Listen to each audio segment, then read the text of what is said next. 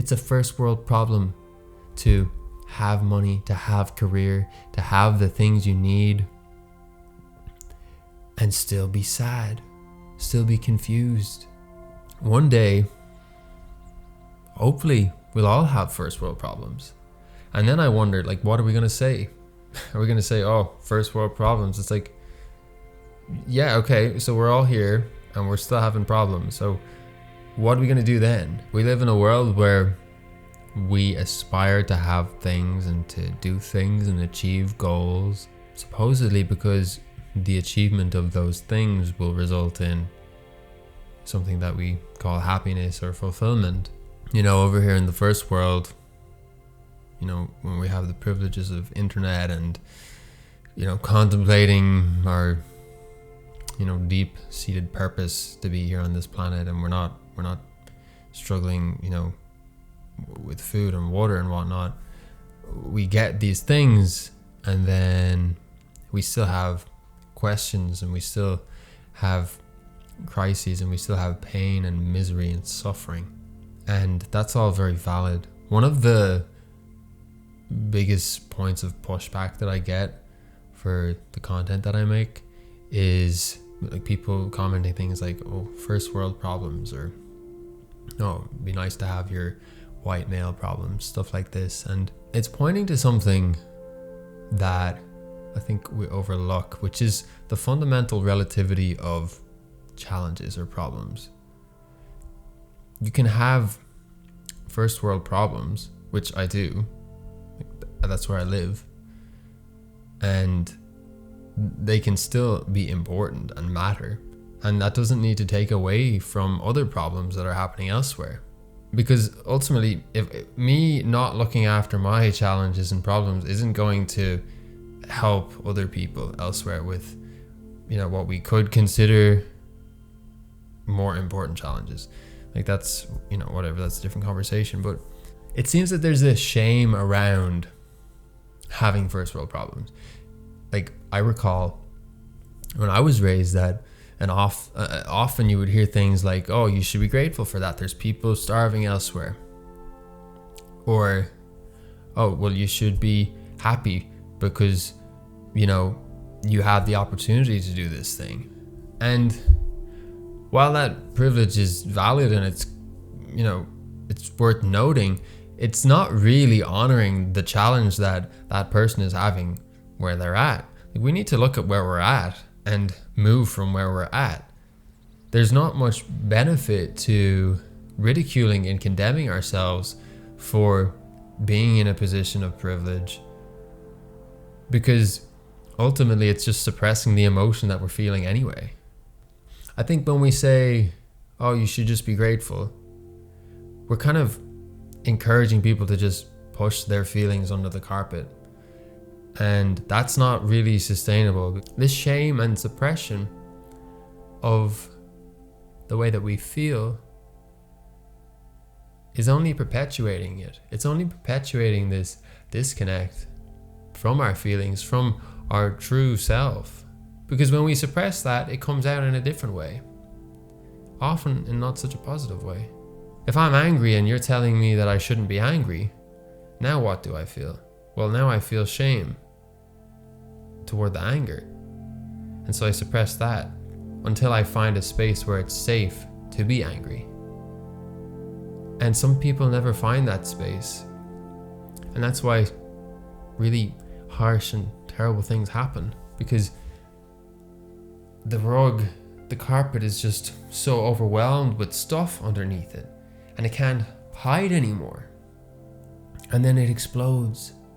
And then we have war, or we have murder, or we have just not nice words being said to people. There's no doubt that this world is unfair. There's no doubt that there's varying degrees of problems. But when we have a hierarchy of problems and say that the first world ones don't matter until the third world ones or whatever other ones are solved, I don't think that's speeding up the process. Because the more we honor ourselves, wherever we are, whatever your problems are, the more peace that you can find, the more calm, the more clarity, the more you can act in accordance with your authentic values, which is going to ultimately provide an experience of abundance for you and the people around you.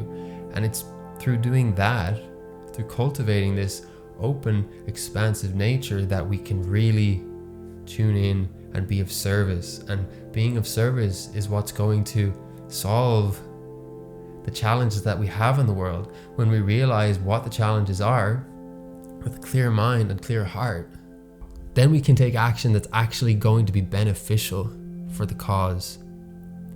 Because this suppression and this weird thing that we do where we shame people because we're jealous of them, or we're angry about something happening over there, or we just don't even know what to do, so all we can do is lash out and perpetuate abuse.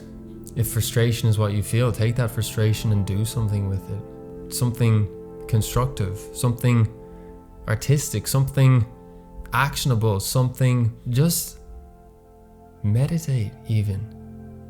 Because that feeling, once it arises, you have an opportunity to either perpetuate it by getting angry at the next person, or you can ground it, or you can transmute it. Because it's a first world problem to have money, to have career, to have the things you need, and still be sad, still be confused.